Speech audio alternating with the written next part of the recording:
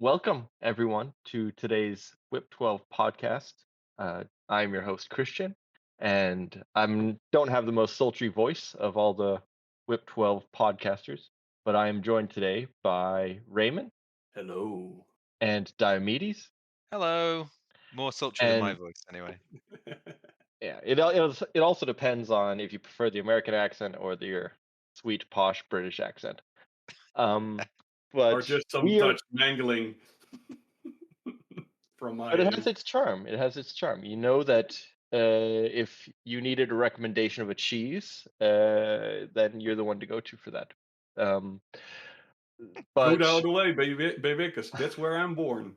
really, okay. You're I you're thought you born were in more of a Malta, camembert type of Diomedes. guy, or more, yeah. No, that's a French cheese. We don't eat French cheese in Holland. No. Jeez. Okay, okay, my Eh, mistake, my mistake. But we're basically three dads gathered here today, and we don't have enough time to play the game, but we have enough time to follow the news. So what we're going to talk about today is we're going to talk about the recent news from the Gencon, and we're going to talk about dad life. So buckle in safely, everyone, because you're in for a not too wild ride, but it'll be a ride.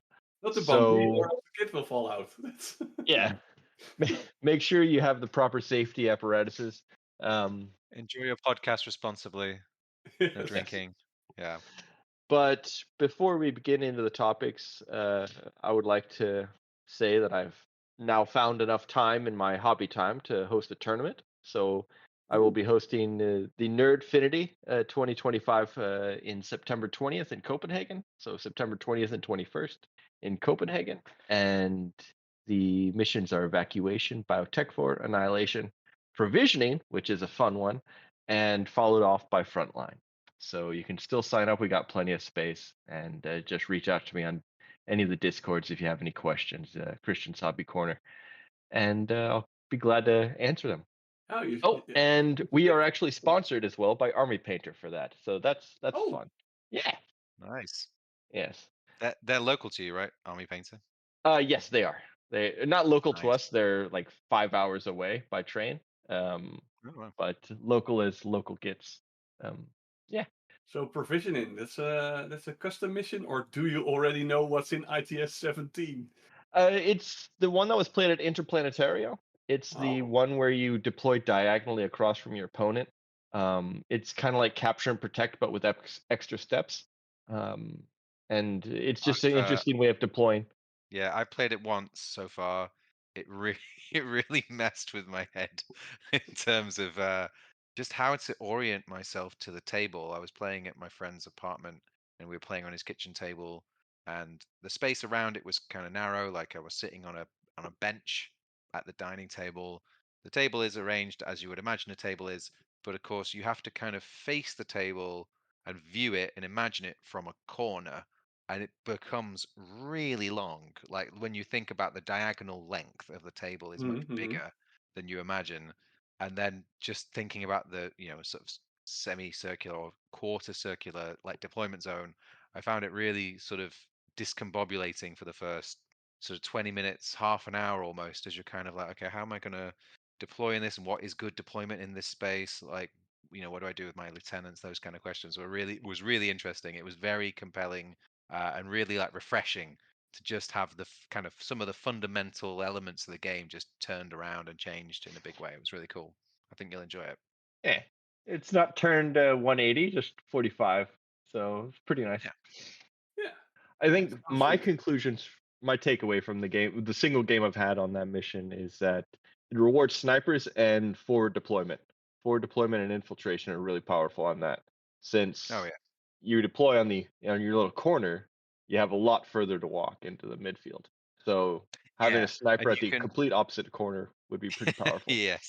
Yeah. Yeah, being able to deploy in the opposite corner because you've got infiltration which allows you to be the corner you're deployed in, the corner which would ordinarily be in your deployment zone, which is now not. You can deploy something there that covers two, in fact, three lengths of the table back to your own deployment, deep into the opposing deployment, and then diagonally across the table. if you can get a line like that, it's very, very powerful. So like you need to think a little bit about table setup as well, and not leave really long lines like that because they will be easy to exploit. Oh, that's actually awesome. Finally, infiltrating snipers are a thing. Oh yeah, yeah, it's big. It's big in that. You know, if you stick a sniper tower in one of the corners of the table, you you might ruin someone's day. Or, you know, someone have a great day. They'll have a great time if you have the thing in the tower, obviously. Yeah. Even parachuting, I got destroyed. I got absolutely destroyed in the map, and it was because of two Wanwans or Yanyans that came in. One came in, and then I moved and rotated to go and take it on that one. And then as soon as I'd used my turn doing that, then the other one came on the next turn, and it was like, oh gosh. So I never really actually got too much out of my deployment zone, and I kind of got trapped in that. Um, in that. So it is a fun mission. You have to play it a little bit differently. So I like it. I like it that you have to play missions differently. So Yeah. But should we move on to our first topic? yeah, All right. So the first topic is how we're feeling about N5 at the moment. I am pretty excited for it still. It's the something that was bugging me is that currently something that has disappeared from N4, mainly the amount of templates. It also made so that most of the battles that you saw on the battlefield were trade-offs. People died more because of the templates. So I see now there are more firefights, but that means more units sticking in. That means more orders. That means more time spent at the table. And I'm really not sure if I can sufficiently say with a tournament that every round should be 2 hours and not more or less. Because I'm seeing that people are not getting the 3 rounds in a tournament where they normally could. So I don't know if you guys are seeing the games are taking longer, and I don't know if just people getting really notified with the rules, or that or like my observation that things are surviving the situations more or taking more time to be taken off. So in that way, it turns the game into a bit slower, which I like, but also I have to get my local game store to open maybe up at 9 instead of 10 to start the tournament, or else we cannot play our games right, the 3 that I want, before 6. Yeah, okay. Right. I've Oh, go on. I've been to 2 tournaments. One a single day tournament, and the other was a 2-day tournament. And the single day tournament, we had 2-hour games, and that was pushing it to be able to get the map games finished in the allotted time. But I felt that the 2.5 hours for the games was quite sufficient. So I would agree with you that 2 hours is on the short side, but 2.5 felt actually quite all right. So yeah, but I'm enjoying it personally. I Yeah, I really like the way that it feels. It feels like they have polished it quite off a little bit.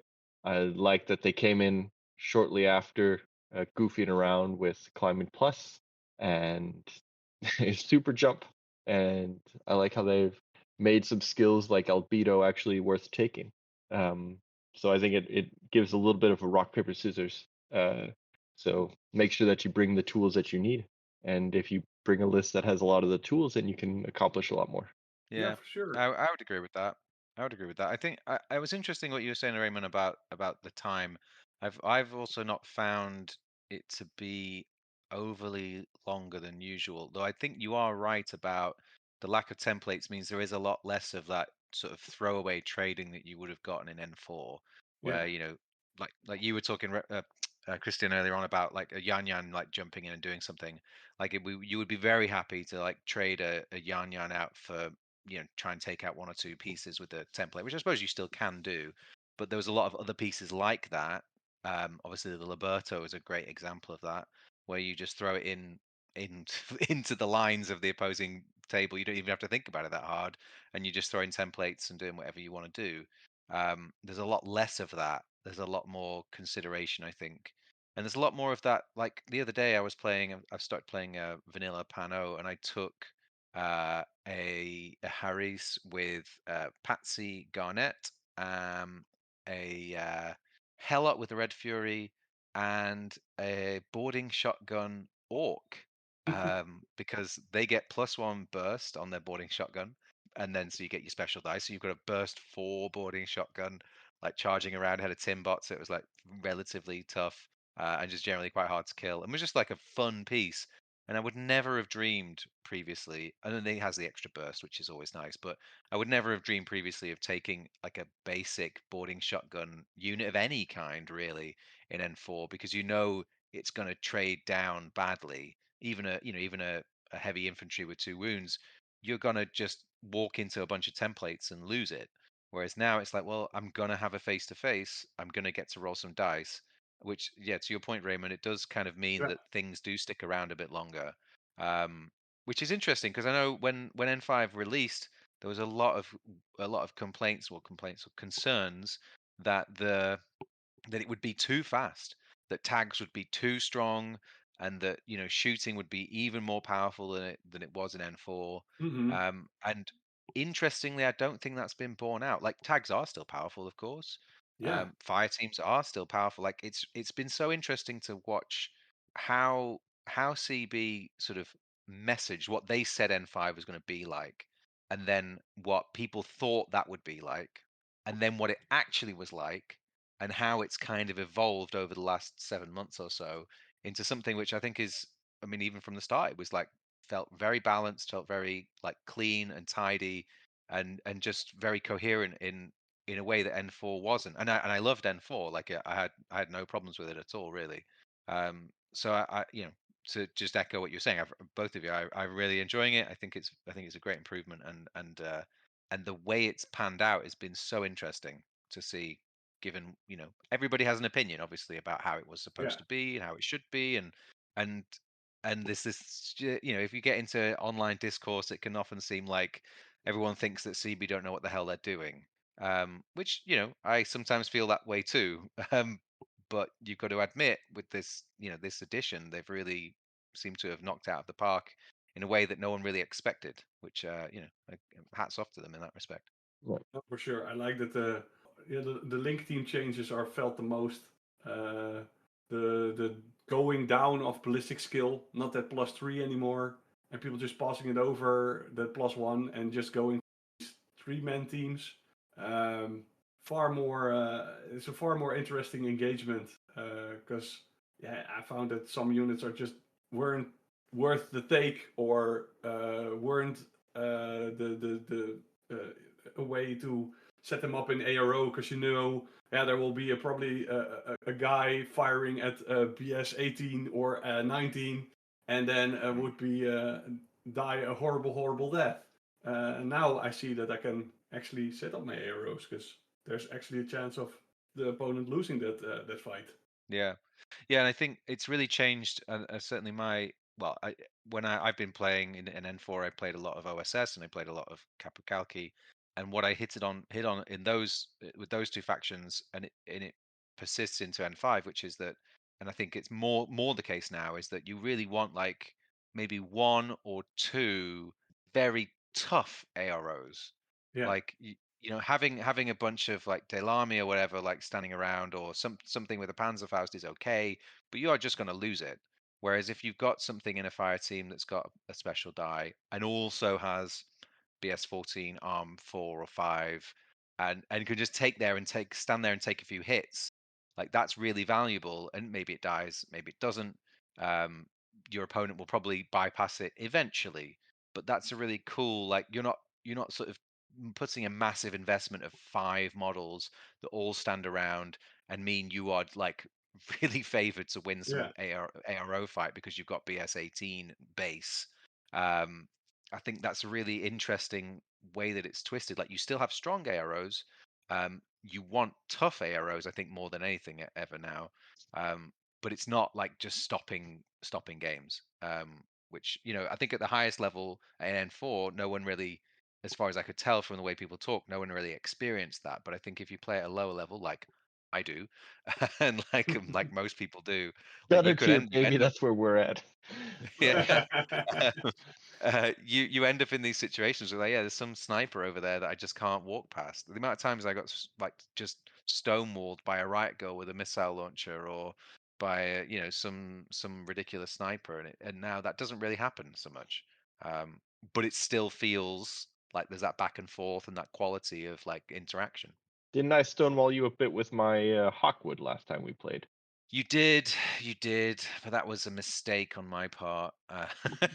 No, you, yeah, yeah. For the listeners at home, we played OSS Mirror Match in our 2-day tournament that we both went to, and he had Hawkwood, who is amazing, with his 3 dice in ARO against my Marut, and I chickened out. I pressed ahead and just taken more face to faces with him, and I didn't, and in the end it really cost me because You still won the game, but I'll give no, it to you. well, it was a draw in the end, and you really hit me hard with your return sort of thing with the Dakini that came and killed all my hackers and stuff. Yeah. Anyway. Yeah.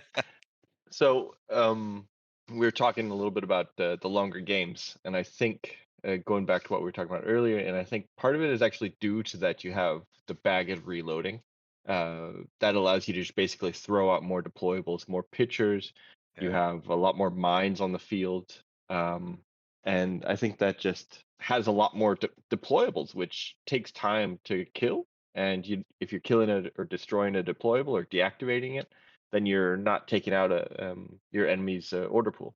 So that means that you have more orders in turn 2 and turn 3, which I don't think is a bad thing. It just means that we have a little bit longer games. And I definitely also agree with you guys that there's a lot more list diversity now that they removed so many templates from the game. It feels nice actually taking Andromeda, even though she's got that big thick base to walk around with, makes her a little bit difficult to play. But you don't just always feel bad taking in some of the more finesse pieces that don't have templates, and I like it. I like the change a lot. Yeah, I got the feeling with the last edition that people were too locked in the five-man link teams, and then maybe a Harris on the side. By that time, you have a 5-3, that's 8, and then you had some loose stuff until you at 15.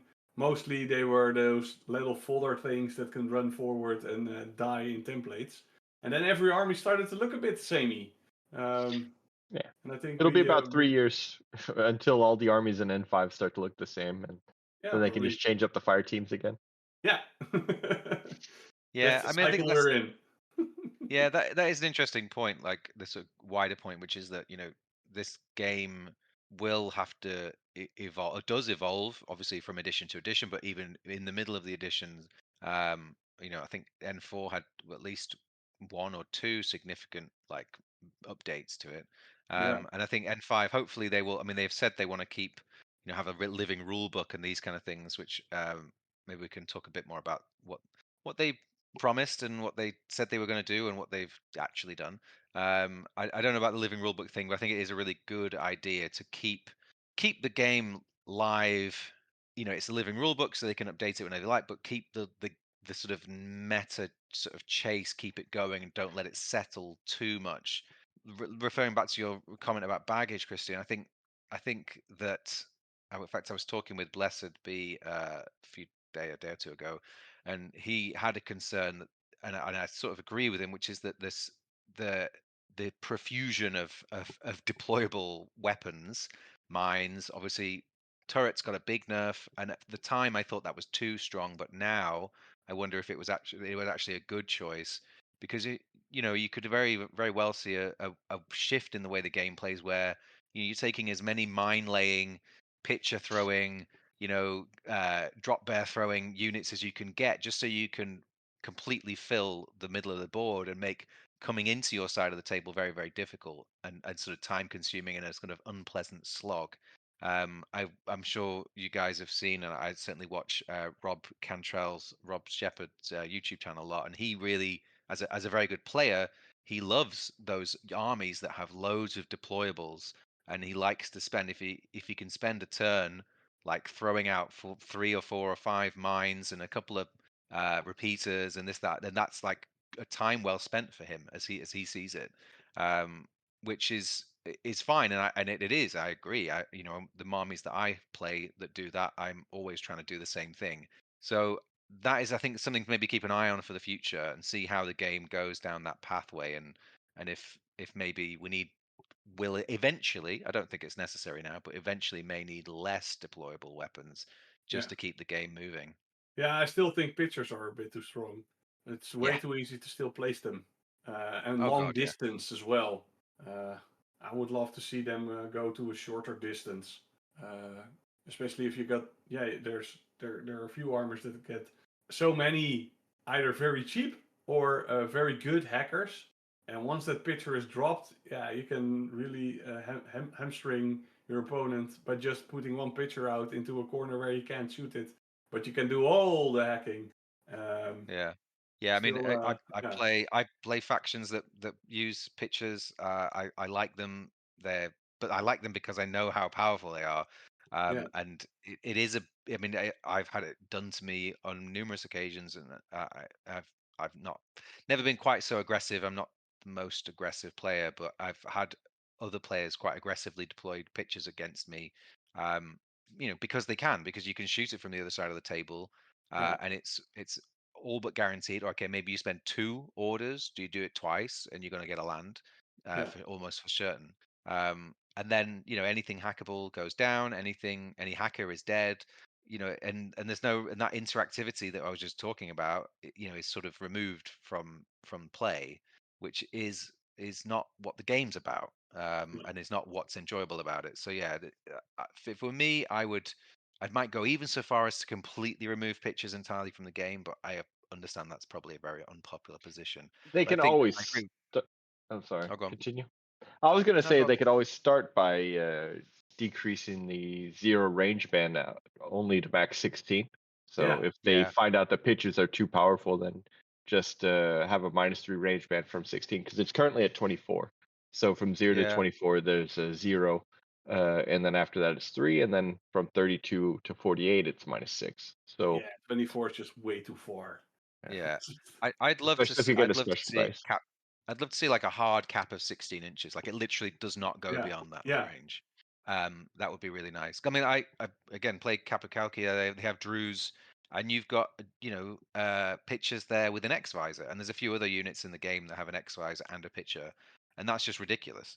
Like I can literally stand on my end of the table and shoot it into your deployment zone. And yeah, again, it might take me a couple of orders, but like it's completely worth it. And it's 100% risk free for me. Um, so yeah, I think that is still a problem. It obviously was a problem in M4, remains a problem. It's not that big a deal, like it's not ruining my day, but it has the potential to do so. especially the risk-free, because I think the main strength from N4 to N5 is that they heightened up the risk, um, for because more things have to be done in a face-to-face role, Yeah, and the pitcher is still the one they left out, but they yeah, can still get with an update. You can still put out other deployables within zone of control of others, so without getting a what do you call it, face to face. But I don't think it's that big of a problem for me at least. But I also don't play at the same level as you guys. I'm even lower on the tier of skill than both of you.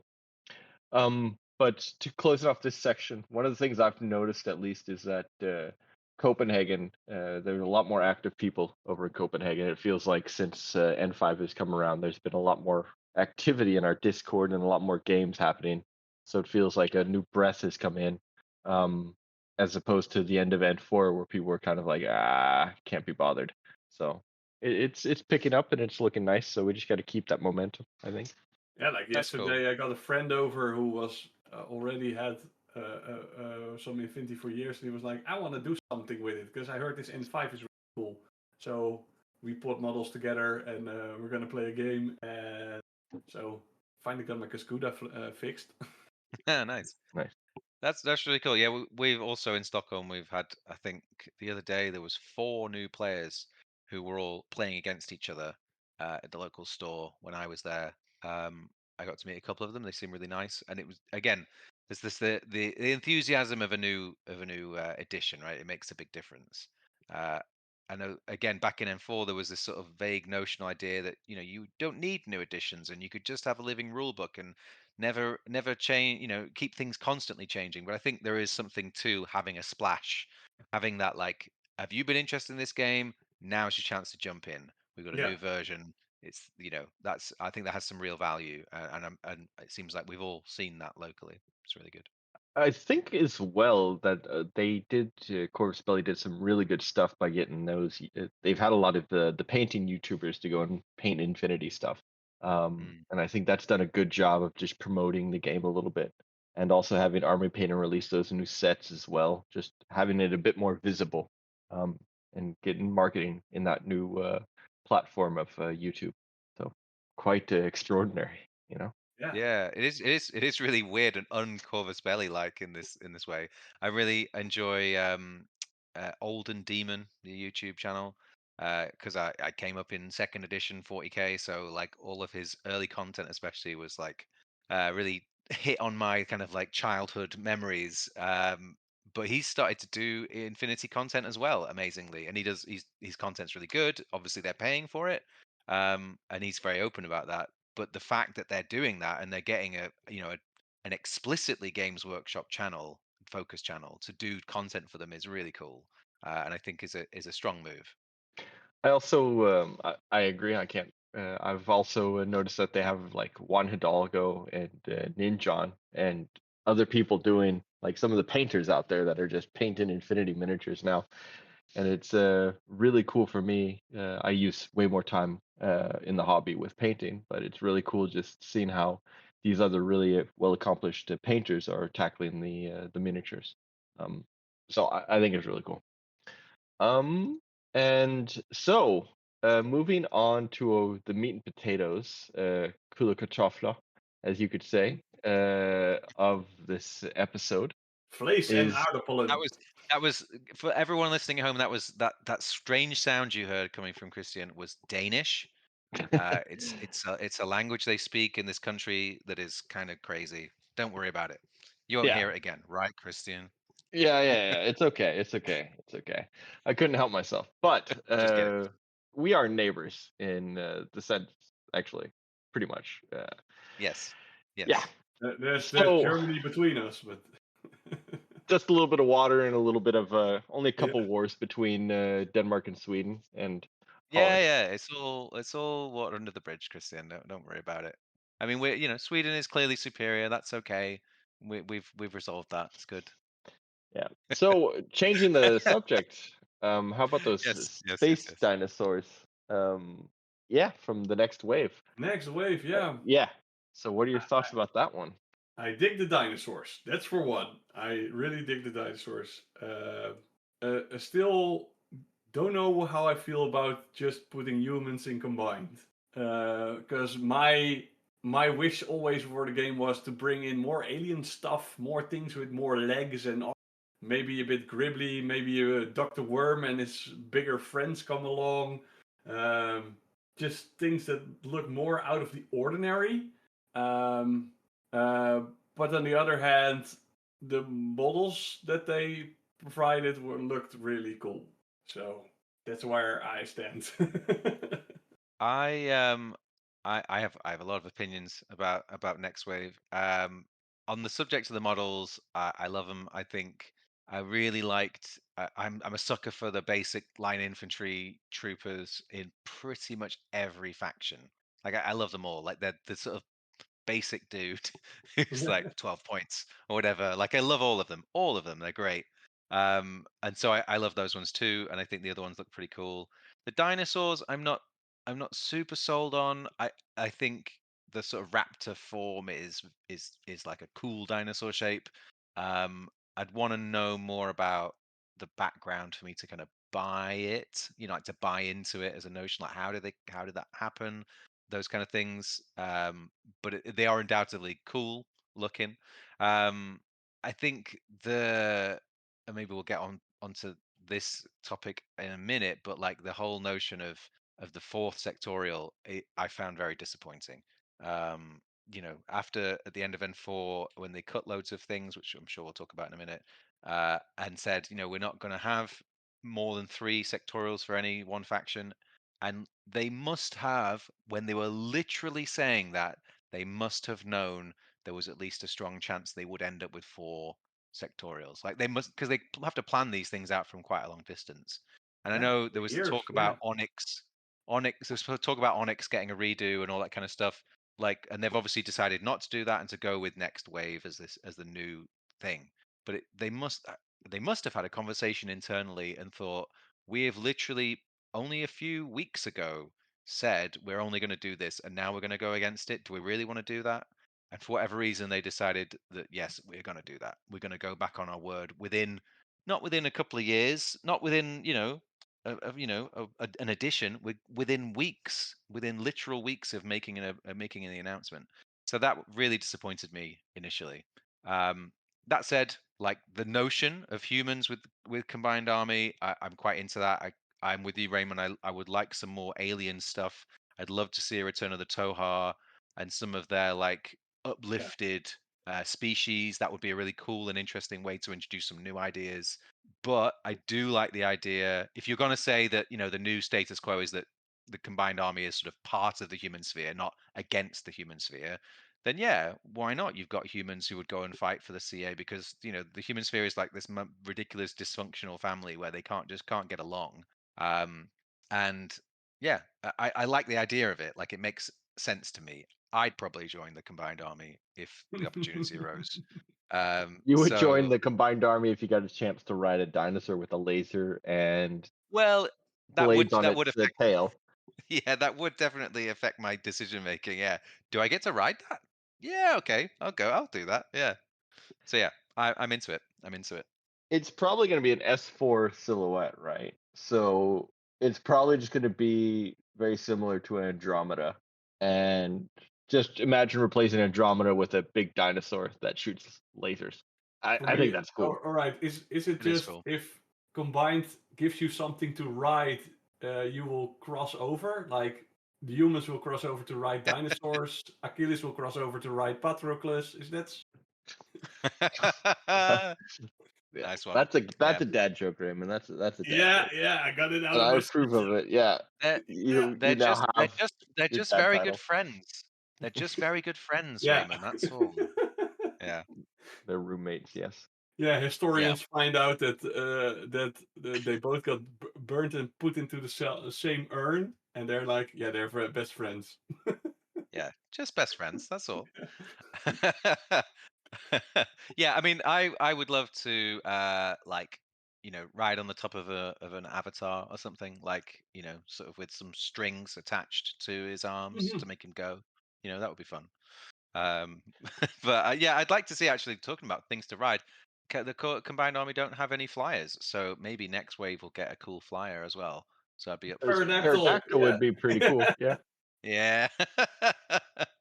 Yeah, see, I feel like maybe they've made a bit of a mistake by including a dinosaur, because now forever people will be going like, I need a T-Rex, I want a pterodactyl, where's my Stegosaurus? Like, so maybe we'll end up with a dino game at some point in the future. Everyone is all of a sudden 8 years old. Like, Yeah.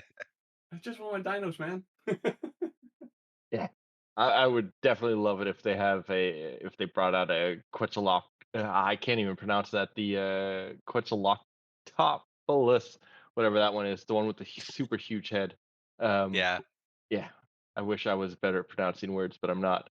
But I'm actually quite excited about it. I'm already preparing to buy that one on release. I do agree with you that it would be cool if there were more aliens. Yeah. As I think the human tropes Yeah. has been a bit overdone. But it is the human sphere, right? So the game is about humanity fighting humanity. So in a way, it makes sense, but in the other way, it would be cool if we had more aliens. But I Yeah, and think what's the design space? Because currently we have, well, a lot of versions of human. Guerrilla human, heavy armor human, very shooty human, very close combat human. Where does New Wave yeah, just where does it get special? Where does it get that's like you play New Wave because it does this compared to what else we already have? That's my It's a good point. That is a really good point. I mean, It's humans dinosaurs, with I think, is plasma. the yeah, and a dinosaur. Like, maybe it's that simple. Maybe they're just like, we've put a dinosaur in this. I think people will buy it because people love raptors, and yeah. it's true. It's They probably might what we're doing. introduce a new ranged weapon type. They might introduce lasers, Ooh. right? They might introduce Yeah. continuous damage carbines that are just lasers. That sounds terrifyingly bad. I don't want that in my game. I don't want just someone with a faction, another combined army faction that has a weapon I don't have, to killing my troops that I can't even oppose. Here's your DA AP sniper rifle that also does continuous damage. It's regular and 10 points. There you go. Yeah. And sits And on a it, Yeah. dinosaur. it can be a core fire team and a duo, yes, and it has all the keywords. Yeah. All right, cool. Oh, we all remember when the multi-sniper rifle was released at the start of N5, and it was given suppressive fire. Maybe that was a mistake. It was a mistake, obviously, but maybe it was a mistake because they already have the next wave weapon that will be like plasma, laser, sniper, suppressive fire, all of the things. Yeah, just to ruin our days, make us all complain even more, and then buy the new action pack. Yep. That's the way to Yep. get this thing sold. But I will say that the aliens, they did recently give us the extra, right? So I definitely have Yeah, those on my backlog Yeah. of stuff to paint. Yeah. And I think that they did they do do look the cool. extra good. All right. The extra have their own like little niche of super jump jet propulsion, and they go directly to dead. Yeah. Yeah. So Yeah. I think I they feel like I'd love can. to see. Oh, go on. No, I was just gonna say that I think there's plenty they can do with humans if they try hard enough, or if they really want to make these humans special, um, or different. Yeah, I mean that there's presumably there's some opportunity for some kind of hybridization with some of the other combined races. Like, you can well imagine. I mean, you've got like cat people and all kinds of stuff in Bakunin. So if that's what Bakunin can do in their little space station, like what can the combined army do if you've got you know. I mean, knowing the knowing the Infinity Universe, where where war is like an entertainment format, um, then you could write a story whereby humans start watching combined or EI like TV or whatever Maya channels, getting super into the culture, wanting to become like a Morat, wanting to become like a Shasvastii, and then getting some like body mods to become like that, and then having like a special program within the combined army where people do that. Like, there's so many like weird and wonderful things that they could definitely come up with by saying, yeah, we're going to put humans into the combined army. What does that mean? Like, I mean, as with so much in Infinity, like the scope, that is just wide. It's so wild. You could do all kinds of things if you want to. That got me hyped. I'm off the fence. Yeah, I think it will be cool. Yeah, I'm super excited about them, and I like the paint scheme. I'm really excited about that. I just think they look crisp. It's Yeah. a new way of doing it, and I'm really looking forward to seeing the rest of the sculpts. So I'll be getting that on when it's released. Yeah, moving on. So, how do you guys feel about the reintroduction of the sectorials that were cut previously? Do we have anything to say about that topic? Man, I bloody have to eat my words or something, because I have defended this whole three sectorial thing. But I'm also very happy that Caledonians will be back. Because yeah, Yeah, I So, was thinking you'd be happy, Raymond, given that yeah, you get two Ariadne factions backed to play and with. Merovingia, yeah, the one I started out with is Yeah. back. So so my question though, they haven't actually they're not going to be updating anything. So it's basically going to be the exact same armies, but with the profiles just ported into N5. That's what they reckon. Yeah. Yeah. So probably the same exact fire teams. No updates there. I mean, And there'll have to be some amount of change, I guess, for the yeah, rule. I mean, there aren't that many models with like climbing plus and super jump and those kind of things. They might need to tweak some of those depending on what the sort of outcomes are for N5. But yeah, I can't imagine they're going to go overboard, making them, fully N5 compatible. They just want to let people play with the armies they want to play with, which is understandable. I don't agree with it, Yeah. but it's understandable. Yeah. And then now the question will be if they'll be like, okay, if Corvus Belli will let people know, like, you can play with these guys until N6, and we're just gonna be squatting them. We're gonna be getting rid of these guys at the next version. Just be like, hey, That would be we very goofed, we took them out in N5, we heard you. You can play these guys until N6. So you have a couple years left to play with them, and then they're gone, so that they can progress the storyline. Because I do agree with, I understand why they removed them, right? They wanted to progress the storyline. They were Pan Oceania was getting a little too crowded. Ariana was getting a little too crowded, and they have some design space of where to go. So I understand why they removed them, and I agree with you as well that the way that they did it kind of wasn't optimal. Another I question find is, will they just keep them there forever and ever, or will they eventually remove them? I find it quite harsh that you would first stop, then start again, then call Yeah. to stop again. If you give Yeah. if people were yeah, we did this because people complained about not playing that they could not play their faction. You can most definitely expect, because it worked, the complaining worked, that once you get to the point where you want to rid them of in N6, that people will start complaining again to keep their armies. So Yeah. I don't know if that would be the right way to take. And on the other hand, the other editions never were released fully. Like when N4 came, the link team rules had to be adjusted. N3 didn't start off with all the factions. Code 1 was introduced with just 2 factions or a few factions, and they grew them from there. So it's Corvus Belli never released the game, and even now we still have to wait for reinforcements to get those rules to get an update. So I don't know if it was the plan maybe all along, or just like we start with 3 and then bring them back. So I'm not very certain that they could do away with them again that easily if they're so open to listening to the fans. Yeah, I agree.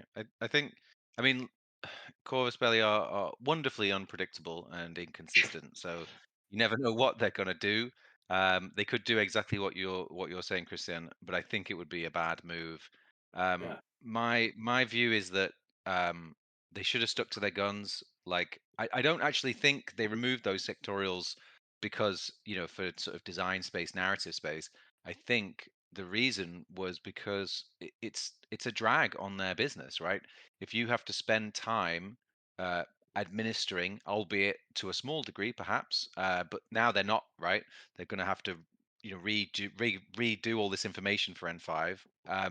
If you have to spend time on these things for which you earn no money, it is pure loss. Like they're working on Merovingia right now to put it into N5. Well, actually, that's a bad example because you can buy reinforcement stuff, but they're working on Neoterra or they're working on Shock Army of Acontecimento. Like those models are long out of production.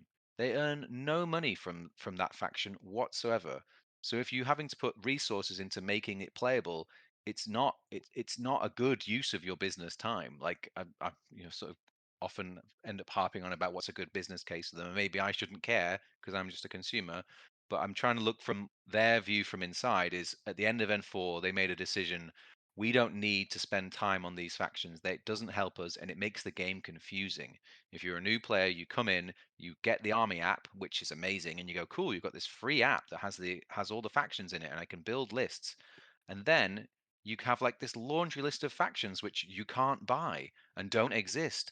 And when you face them, it's some old fucking grognard who like has these ancient old models that nobody can buy.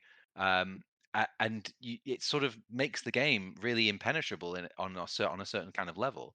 So I think it was the right decision to remove them, but they've not sort of stuck to their guns, and they obviously came with a principle. I remember listening to Carlos in an interview. I think it might have been on Metachemistry or another one of the American podcasts, where he was talking about, he said within the organization of Corvus Belli, they'd made a decision to be sort of better, to be more focused, to do more and achieve more and become bigger, and the implication of that being they're going to adopt a more of a kind of if you like to say professional, perhaps corporate mindset about how they do things. And they did that when they moved into N5. It was like, we're going to get rid of all this stuff that we don't need to deal with, that's like dragging us down to some small degree in small ways. And they've kind of gone back on all that. They've been like, oh no, the fans are always right and the customer's always right, and we do that. And that's fine if that's the decision you want to make. But by doing it so quickly, by switching and flip-flopping from one direction to another so quickly, it doesn't really engender any kind of confidence from my side. Like, as a consumer, I'm like, well, I don't know, is my faction going to stay around? Is it going to disappear? Is it going to, what's going to happen next? And that's maybe a little extreme, but as someone who has an interest in business and how businesses have run, like I find it discouraging when I see from the outside what seems like a very illogical, ill thought out kind of flip flopping from the business. As a consumer, it's not really affecting me. It's fine. I'm fine as a player, and I have my factions, and they're all right. But I don't think it was the right choice. Sorry, rant over. Are you stepping down from your soapbox now for Yes, me? that's it. Okay. I'm done now. Yeah, sorry. No, it's quite all right. Glad you got that off your chest. It's good to talk. So If we don't have if we have a podcast, why can't we talk about these things that are annoying us? If we have a podcast, this is the place to do it. Everyone has to listen to me. You listen to my bullshit. That's what you do when you listen to this podcast when I'm on it. Anyway, carry on. Duly noted. Duly noted. So I kind of agree with you. Like, they were going in a good direction. I think they should have just kept them out, but people really wanted them, and people were. I understand why they're upset. Yeah, But you can proxy anything in this game, right? I think a lot of people forget that. I see a lot of people asking, a lot of new players asking, "Hey, what do I need to buy for these miniatures?" And it's like, you can proxy anything. I've never, and I don't ever actually plan on turning anyone down and being like, "You actually can't play that. That's a proxy." So yeah, I don't see that having a Varuna, force or a Neoterra force that is no longer playable as the big issue, because you can always just put them in Kestrel or military orders, or vanilla Pano. That's also my opinion. Yeah, I've always used my bolts as Kamau or Bakmarie, because the real difference between these three models was a bit of a helmet design. Yeah. The way I see what they've done with Kestrel is kind of just taking out all the old ones, the old planet-based way of Pan-Oceania, and just being like, okay, it's all the same, but we're progressing the storyline onto Shinju now, so they're called Kestrel. Boom. And a lot of the miniatures look very similar from my outside perspective. And same with Ariadne. The writing was on the wall that they were removing Merovingia, and also the Caledonia, when they basically put a lot of those units into Cosmo. That's basically what the point of Cosmo was. Is Yeah. Hey, let's take in William Wallace, and let's take in some Scots Guards and Paracommandos and put them in there. Oh, hey, Duroc and Marco, have these guys. So that's how I saw Cosmo, as kind of the natural progression of taking them and consuming those ones that had very small lines of miniatures. But I do agree with you. It is their ultimate goal of producing and making money, and I think they make most of their money by making some badass miniatures that people want to paint.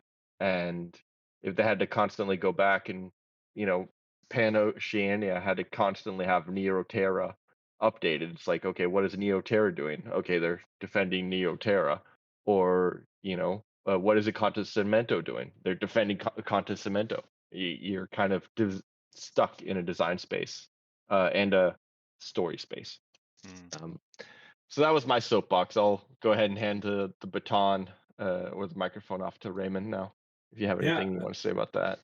Well, I think, I have defended it because of the proxy rules, as you said, and I see it. Yeah, from the business sense, they always try to tone it down a bit, get the amount of SKUs down, because it was for shops, it was an endless horde of blisters and what to hold in shop. They really put effort in bringing multi-packs, bringing these alpha beta packs with just 3 models that you can use everywhere, the starter sets. So it's a far easier time now to collect a certain army. And then, but if you have a lot of armies, then you will have a lot of starter alpha beta boxes. And then it gets a lot again. So I can see where they bring it down. However, as a business sense, I don't know if it would be that hard, because what they've proven in the past is that they keep their prints, they keep their spindles, they keep the production that they did, the research. So they have all the models. They just have to spin up the production to make these. And like in the past, they put out all these limited edition models from GoGo Merlin, and they could make them again, bring them out again. So I bet you that they have at least from the production side, they have all the stuff there to bring out the old models and maybe do a quarterly or half yearly or yearly, like, we're going to bring out all these models that you want from out of catalog. We will have a week that you can order them from by us. Have the chance to get these older models. While in the meanwhile, I still think that a lot of the older sectorials, they have a lot of units in the roster that still exist to this day. Cosmo Flood, you can still buy Duroc, you can still get your Scots Guard, so you can still have a few models. You do not have all the models from Merovingia, but all the models, like, yeah, somehow you have to get more Meros, but you can proxy something. So maybe people will start these armies, because if you start Neoterra, all the Rems are the same with all the other tutorials and vanilla. You can still get bolts, so it's probably very easy to get a Neoterra army together. Maybe Acontecimento less so, but yeah, then you have to proxy a bit of stuff. So some older factions are easier to bring back than others, but yeah, is it that hard to bring them back?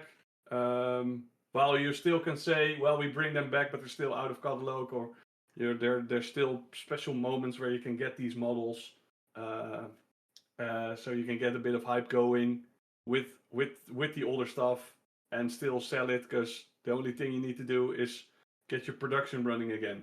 Yeah, but it also makes it very difficult, as Diomedes pointed out, with the SKUs that, or I can't remember if that was you that said it, Raymond, but it makes it very difficult for the friendly local game shops to actually stock the product, right? One of the place where I play at the moment, they've completely stopped stocking Infinity because it doesn't sell, right? They just have inventory space where they could have Warhammer 40K instead, which sells like hotcakes, and that company makes it a lot easier of letting the shops know what to sell. While Infinity, it's like, do you expect the stores now to stock everything for Caledonia? No, Right? I think they should have that as an asterisk, so that even if they bring back the old sectorials, that there are still that they still have this out of catalog situation going. Yeah. So that you can still make it easier for the local game store to hold up the new stuff instead of the olden stuff. Yeah. And that the olden stuff can only be either ordered through their website or at these yearly, we're gonna go in and do a nut where you can get all the old stuff. We will run a week of production. They did Happy Days, didn't they? Was it last year or the year before, when they Yeah. did the Tohar and they did some tags and stuff? Like, yeah, I mean, I'm not opposed to that idea in principle, and I suppose from the rules perspective of putting the factions back in the game, like, if it was a massive cost for them, they wouldn't do it because it would cost just too much money. Like, it's obviously something they can manageably do on their current kind of budget or whatever. I think to your point, Ram, I think that's quite, if you restrict, or if they were to resell old models and just restrict them to like the online store of Corvus Belli, and even put them on like a special page to be like, these are like legacy models. Like that's fine. I've no problem with that. I have, I have, at the end of the day, it's they do like if they want to run their business however they want to run it, it's fine by me. I think I it's just my personal opinion that this thing has been done all kind of wrong ways. But I think there are, between my rather extreme position that it was just a total like fuck up, like I think you can find there is a middle way, and if it makes everyone happy, then that's good. That's good. I just want to be playing more mares again, because I looked at how these little Harry's teams have now this SD dice, and I was like, I want that for Mormare to be there with his AP PS 3 gun and just shoot a load of death into opponents with these just overly heavy machine guns. Get 5 dice with just 2 troopers. Yeah. Yeah, it is nice. 2 40-point dudes just going ratata. and it is, Wolvers have never been interesting, but I think they would play, because you can in N5 with a smaller team play some Wolvers. Yeah, love that. I want to do that. Yeah. Should we move on to the next topic and close that off? So basically, we can conclude that it's Corvus Belli's decision, and it's exciting to see what they will end up doing.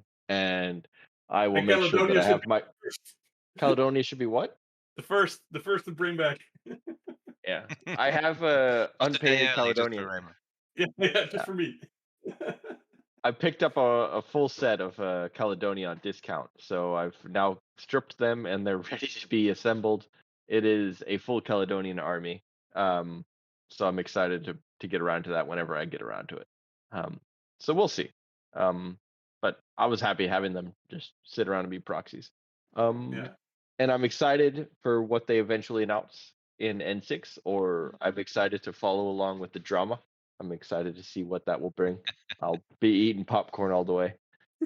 Yeah, I mean, just from my, obviously I was very negative earlier on. Like I'm a fan of Corvus Belli. I'm a fan of Infinity. Like I am critical because I like it, because I love this game and I love the miniatures. And despite all of the things that I criticize, I do love what the company do. Like it comes from a place of love, and it, as you said, it has nothing to do with me what they do. I'm just interested to see what they do. It's exciting what they do, and all the speculation that we ever, which I think we're going to go into some pure speculation in a minute. Whenever there's speculation, it's never what they end up doing. Like nobody imagined that there would be a faction that would come along that was a human combined army, like hybrid faction. Nobody guessed that, as far as I'm aware. And so it's always exciting being an Infinity player and fan, because you never know what's going to happen, and that is exciting. Especially not during the Paradiso days. Those stories were just all about, we are getting Rochambeau'd by the combined again and again and again. Yeah, I mean, that's like every event. I've never heard of that as an innuendo. Oh my gosh! Wow. Just you're getting a foot in the groin. That's yeah. It's so a game moving where you on. play. Where someone, it's a game where you it's not really a game. It's just stupid men stuff, especially young men do. Like, I'm gonna kick you in the nuts. That's what you're doing. Okay, right, I will kick you first. Okay, I was raised where Rochambeau was rock paper scissors. Oh, so well, for you, Rochambeau was kicking each other in the balls. Is that how you were raised? I think this is a South Park reference, if I remember correctly. Yeah. There's an episode when Cartman keeps saying to everybody, "I Rochambeau you for it," and then he just kicks them in the nuts. Okay. All right. But if you think it's rock paper scissors, well, do I have news for you? We can play around. I'll have to wear my jockstrap if I ever go to a tournament in the Netherlands. Yeah. Just make sure I don't get Rochambeau'd there. But moving on to our final, or maybe not final segment of today's podcast, is the pure unbridled speculation for the rest of N5 and beyond. So, Diomedes, since you were so proudly on your soapbox for the last segment, would you like to take it away and lead this one off? Yeah, sure. Yeah, and I think this will be my last contribution before the end because it's getting late. But I think It's 10 minutes to 10. That's the yeah, deadline for all of us. I'm Yeah. falling asleep here, so yeah, I agree. yeah, yeah. So in short, I think I really like where they're going with it with the combined human thing, and I think what I can't imagine it's not going to happen, right? Given the state that we're in with the game and the things that have been released, I think there has to be a massive Aleph like comeback at some point in the next year or two. Um, because we spent the whole of N4 pretty much, and as Raymond pointed out, even going back to Paradiso, like Combined Army is just crushing the human sphere slowly but surely, winning all of the major battles, taking over planets and this and that and the other. And then N5 came and it's like the war's over, we're all friends now. But that's fine for the human sphere nations because Pano will trade with the Combined Army or whatever. They don't give a shit. But the thing that's a real risk is the risk for Aleph. Like they might not be fighting a war anymore, but the two AIs they're mutually exclusive. And maybe the Combined Army don't want to like wipe out the human race anymore, but the EI definitely wants to be the only AI. And so the fact that they're sort of in the human sphere, just being a normal part of it, is a huge threat to Aleph. And as we know from the start of N5, like there is a big sectorial shaped hole in the vanilla Aleph lineup. And yeah, I can't envisage a situation in which there's not a big exciting release that comes out of that. And yeah, my it's not really speculation. It's what I would have loved to see is also a Toha comeback where Aleph makes some kind of alliance with a Toha, and then there's some kind of like Toha robot. Like you've got the sort of fart magic of Toha, and then you've got the robots and the hacking of Aleph, and combine them two together in some cool way. With maybe some new aliens, that would be extremely fun and exciting, and I would go bankrupt buying it.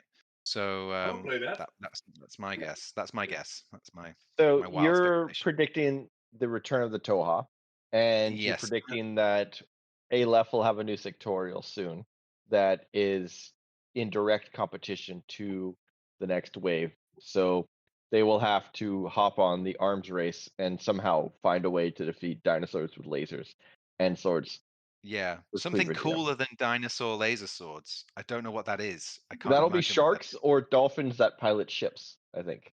Yeah, yeah, sharks with lasers. I don't know. There's got to be something cooler than a dinosaur with a laser. I don't know what it is. Um, but Yeah. it's there, right? It's out there somewhere in the universe, and Aleph will find it.